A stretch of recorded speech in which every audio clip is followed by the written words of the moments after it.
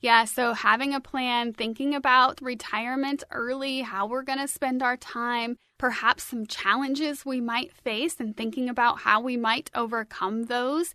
Thinking about friends or family who have already retired and talking with them about what are some things that I should be thinking about before I retire. Perhaps that can give us a bit of a head start on embracing those challenges that we might face and then thinking about some really positive solutions. A Kansas State University Extension specialist in adult development and aging says that retirement is one of life's most stressful events, and it's not all tied to retirement savings.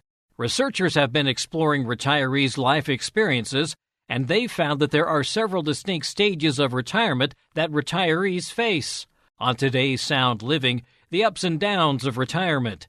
Sound Living is a weekly public affairs program produced by Research and Extension at Kansas State University. I'm Jeff Wichman.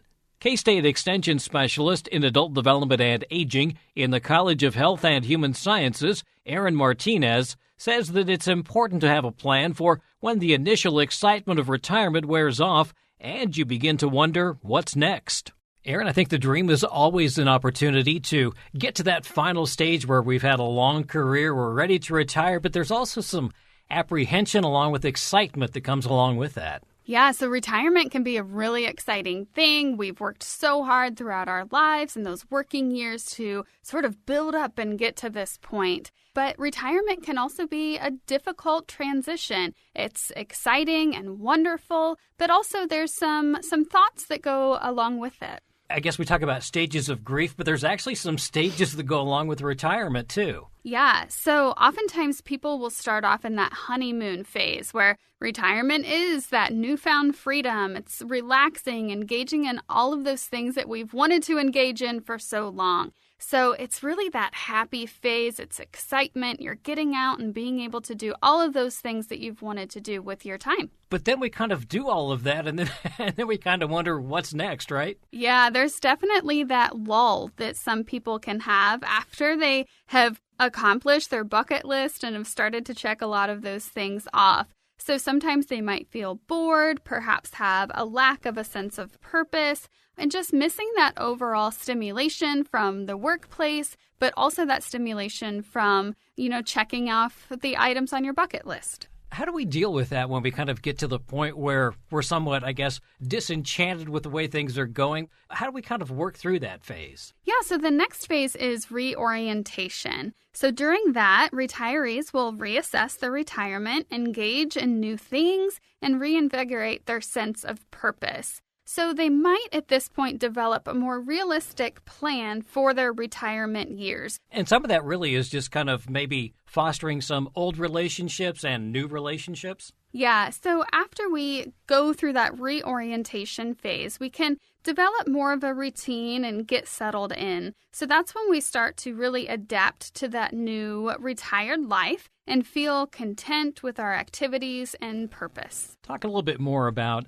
maybe settling in and looking at these new life stages. What are some of the things, that go through people's minds, or what are some of the things that they really try to accomplish? So after we've experienced that honeymoon phase, we're starting to settle in. There's a lot of things that people do want to accomplish. And some of that includes living a healthier lifestyle, also thinking about what their future holds and how to prepare for that. There's a lot of thoughts and processes that can go into that, as well as, really how do I enjoy spending my time? How do I not stretch myself too thin? How do I fit all of these things that I want to do into my day? But perhaps we don't know exactly what we want to do, so there's also that time of contemplation. I think what I'm hearing you saying is we really need to think about retirement, probably even before we get to the retirement stage. We need to start going through some of this and really planning out the next 15, 20 years of our life, maybe longer. Yeah, absolutely. So something that's interesting and we hear quite often with retirement is,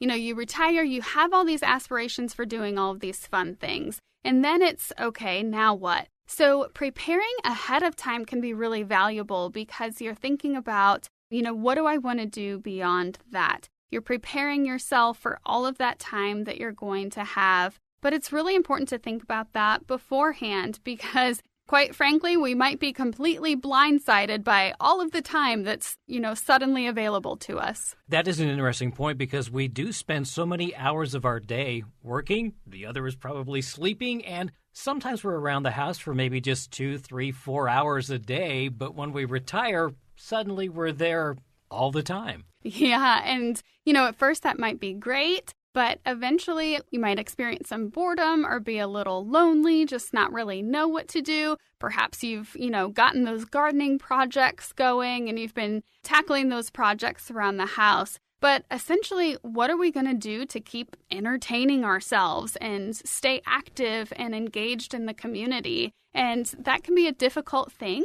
But the earlier we start thinking about that and what our goals are going into retirement, the better. Sometimes this boils down to hobbies and what your interests are. You might be able to volunteer locally. Yeah, so volunteering locally is an amazing thing to do. And the research actually shows that the majority of volunteers are older adults who are retired. And so, first of all, if you're kind of nervous about volunteering and, am I going to know anybody? What is this going to look like? Rest assured that some of the people that you're going to be volunteering alongside will likely be in a similar life stage as you. So think about those things that you really enjoy. Perhaps think about those major issues in your community, the biggest difference you can make, and engage in those things to help other people. Yeah, I know that a lot of the volunteers in the 4-H program are retirees. Yeah, 4-H benefits so much from older adults, and I know those intergenerational relationships are so valuable, connecting young kids with older adults, connecting their parents with older adults.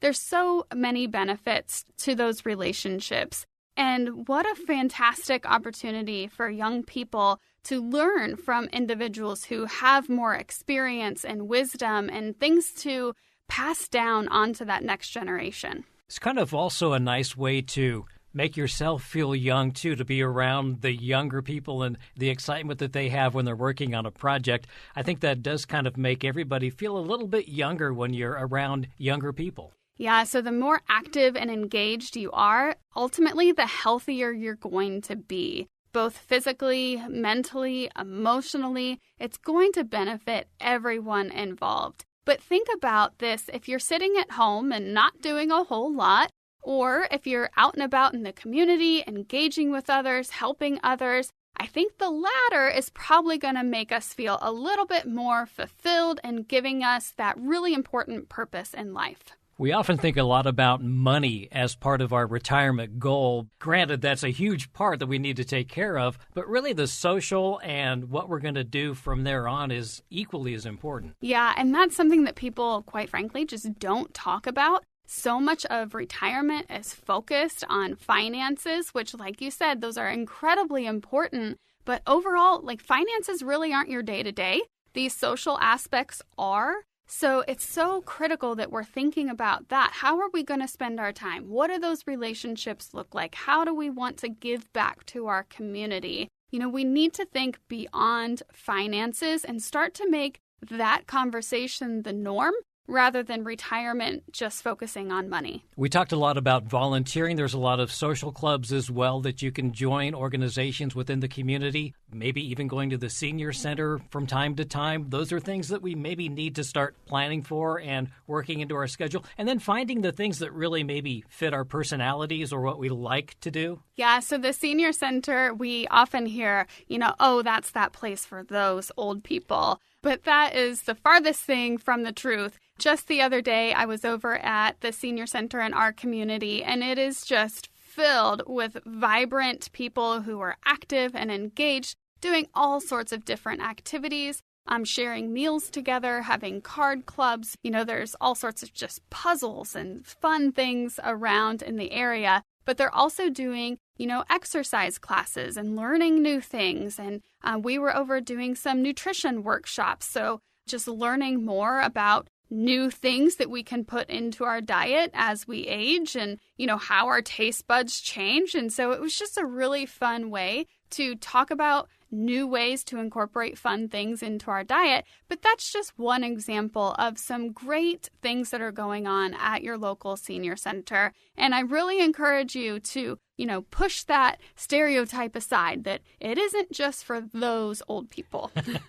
Extension also has a lot of programs that they do that really focus on older adults. There's so many things that Extension engages in that includes older adults. As we were talking about earlier, the 4-H volunteers, but we also have a lot of programs focusing on strength training, fall prevention, thinking about retirement, as we're talking about right now, thinking about Alzheimer's disease and brain health. There's so many things that are critical to our health and well-being that Extension is focusing on in order to improve the lives of older adults and their families. And while the socialization is important in getting out as often as you can, some of these things can even be done online now. And another misconception, older people do know how to use their phones. They do know how to use computers. Yeah, technology, especially since COVID, has really ramped up. And the incoming sort of generations of older adults, these are people who used computers and technology,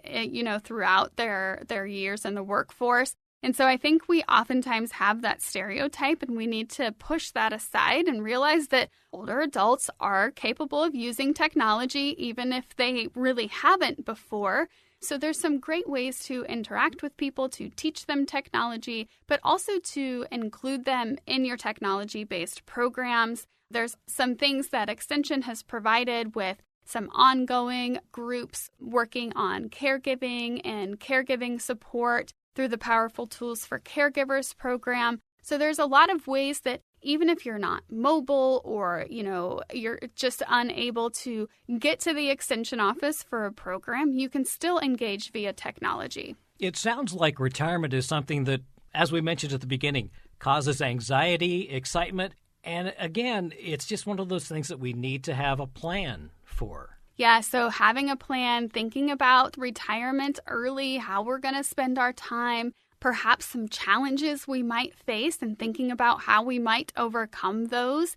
Thinking about friends or family who have already retired and talking with them about what are some things that I should be thinking about before I retire. Perhaps that can give us a bit of a head start on embracing those challenges that we might face, and then thinking about some really positive solutions. I know a lot of people move closer to their children if they have them. That is something that people do take into consideration, is the possibility of leaving a community that they've been in for a while and moving someplace new. Yeah, so we see some increased numbers of older adults who are moving after retirement, whether that's to be closer to their children or other family members. Sometimes we see those snowbirds who want that second residence or primary residence down in those warmer climates. So that is a common thing, but that can also really be a struggle if you've lived in the same community your whole life or for a large portion of your life. And so while that is exciting, we also need to make sure that we're prepared to navigate the emotional strain and sort of roller coaster that can come with that. But what an exciting opportunity to be able to join family, friends, join a new community. So it is a wonderful thing, but it may not be the most wonderful thing for everyone. So, working through, is this right for me? What could this look like? Those are, again, some things to think about. Communication always key no matter what you're doing. Absolutely. We always need to be communicating, particularly with a spouse or partner, our adult children, thinking about these things. Making informed decisions, all of that is so important. And if people want more information, they can visit the Extension office. There's publications online that they can check out. Absolutely. So your Extension agent will always have great information to connect you with. If they don't have that expertise themselves, they are more than happy to connect you with experts on the topic. And then people in the community who are able to work through these types of things. So, for example, the senior center and learning more about what they're able to provide. So always use your Extension office as a resource, and they have access to those online publications that are talking about tips for managing life after retirement. That's K-State Extension Specialist in Adult Development and Aging in the College of Health and Human Sciences, Erin Martinez, with information on managing the ups and downs of retirement. Sound Living is a weekly public affairs program produced by Research and Extension at Kansas State University. I'm Jeff Wichman, and this is the K-State Radio Network.